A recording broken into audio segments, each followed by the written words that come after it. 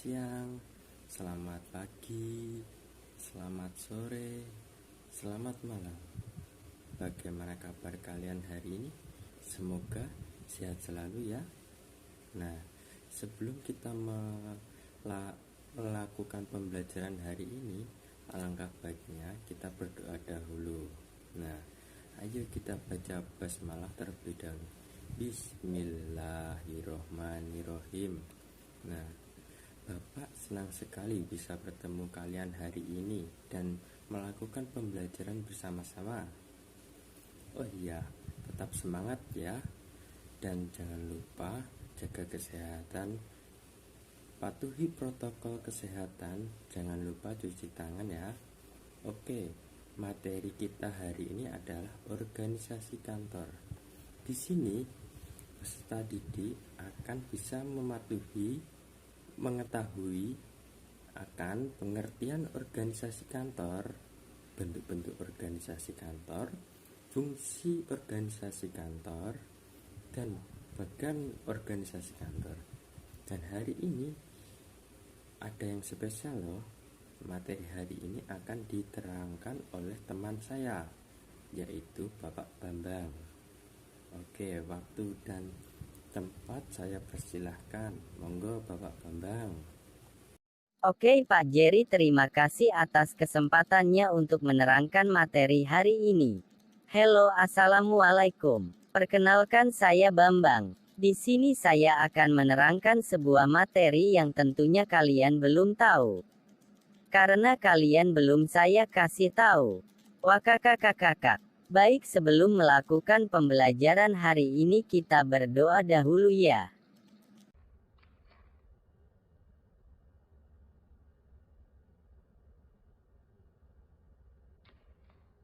Berdoa selesai teman-teman.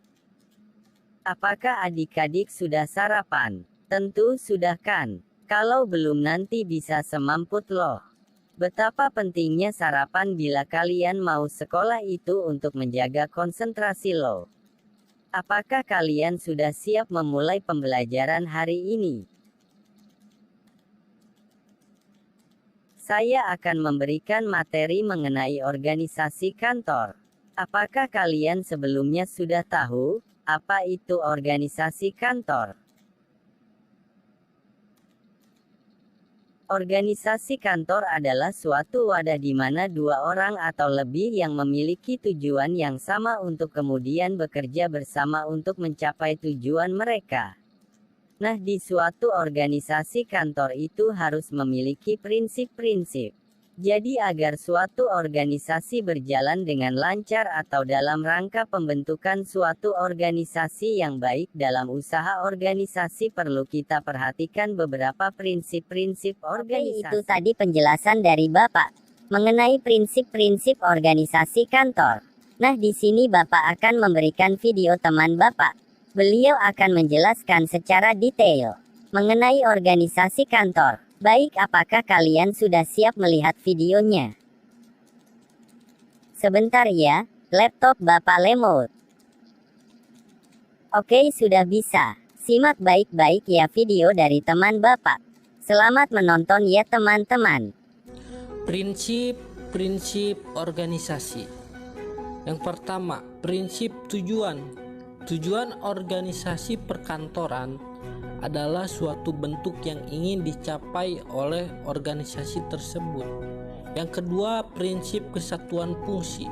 Di dalam organisasi perkantoran ada sejumlah fungsi yang selalu bekerja sama untuk mencapai tujuan, dan fungsi-fungsi tersebut harus sesuai dan berhubungan antara satu dan lainnya.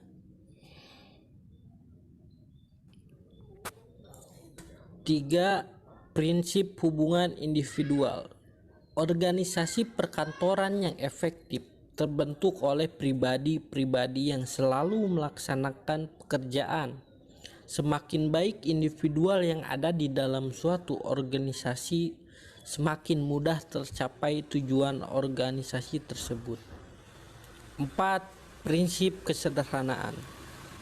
Organisasi perkantoran yang efektif bekerja berdasarkan atas kesederhanaan dan intoleransi yang jelas.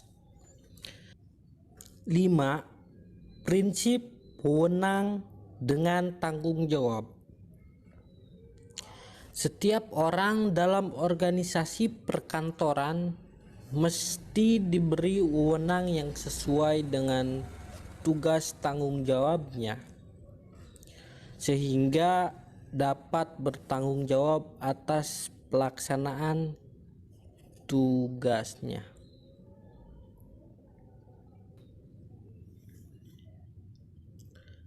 6. Prinsip laporan kepada atasan tunggal. Tiap petugas dalam organisasi perkantoran harus menerima perintah dan bertanggung jawab kepada atasan.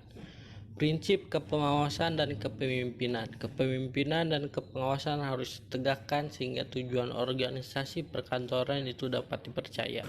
Dan yang terakhir, prinsip jangkauan pengawasan. Jangkauan pengawasan di bawah pengawasan langsung dari seorang manajer kantor. Desain organisasi ada 5. Yang pertama, struktur sederhana. 2. Birokrasi mesin. 3. Birokrasi profesional. 4. Struktur profesional. 5. Adhokrasi. Struktur organisasi yaitu the operating core, the strategies, the middle line, the technostructure, the support staff. Selanjutnya, konsep komunikasi kantor.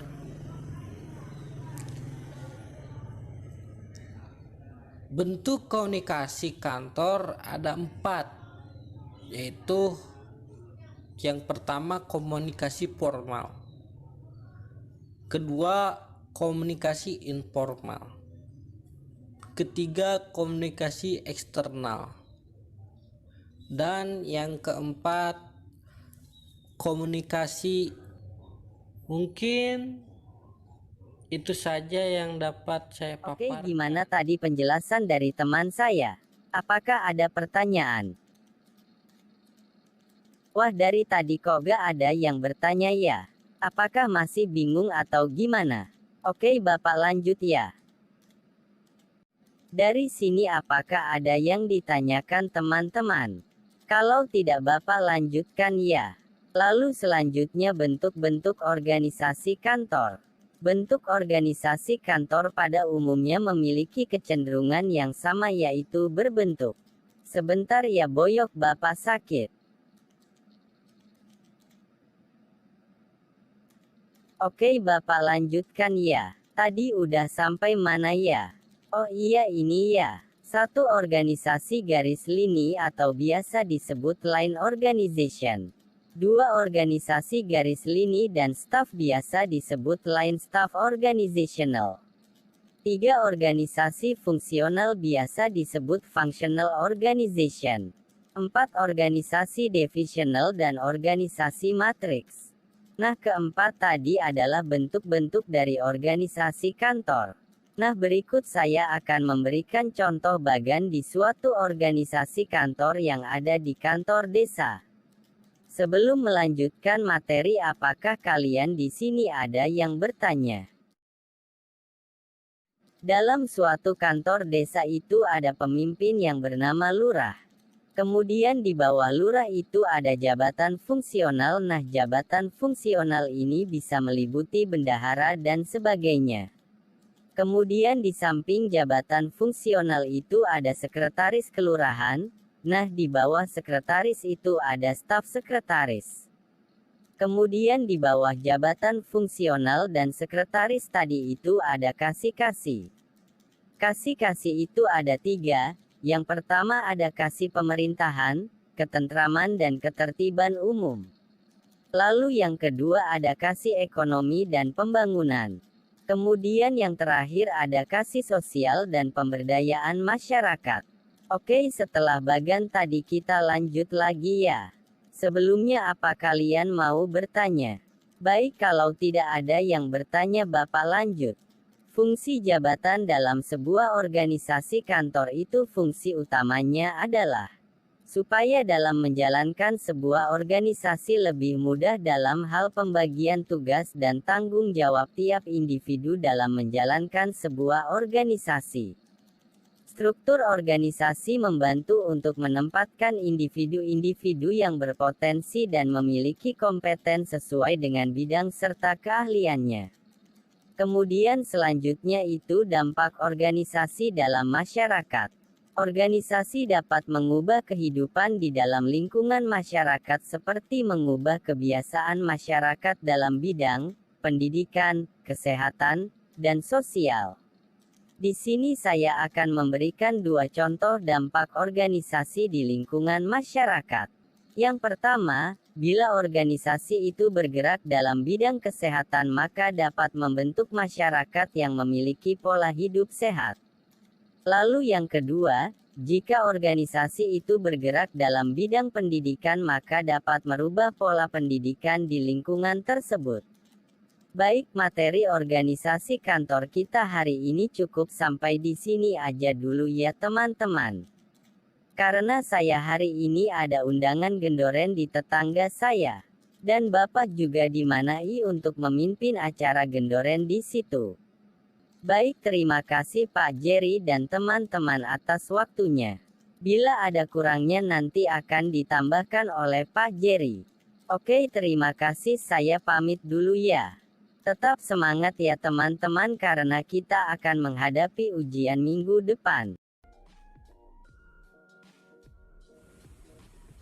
Baik, terima kasih Bapak Bambang sudah mau menerangkan materi mengenai organisasi kantor.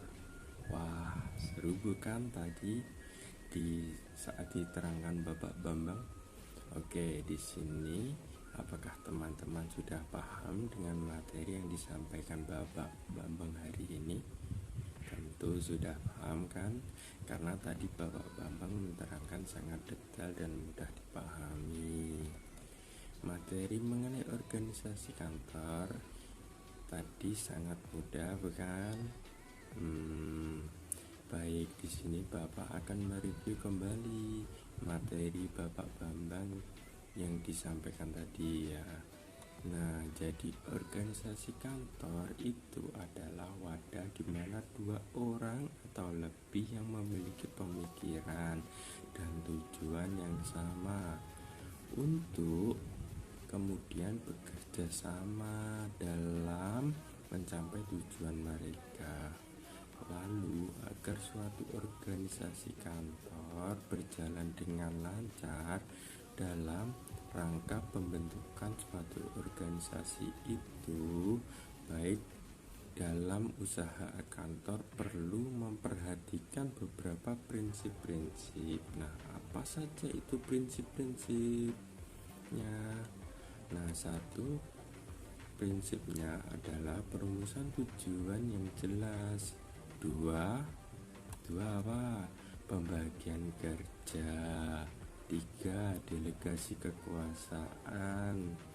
4 tentang kekuasaan. Nah, kemudian fungsi-fungsi organisasi kantor itu apa? Nah, jadi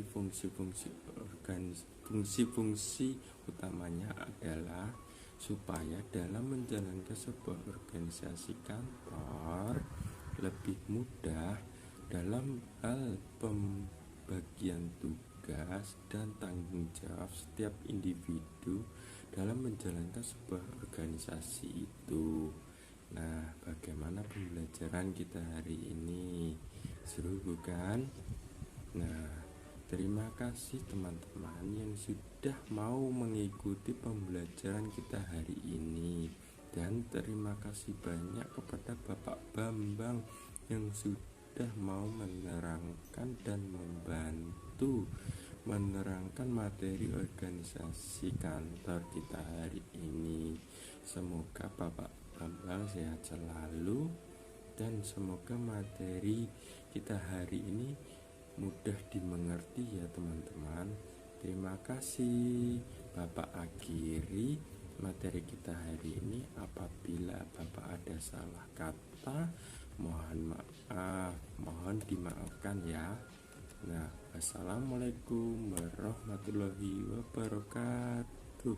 Sampai jumpa di pertemuan selanjutnya ya teman-teman. Bye bye. Thank you.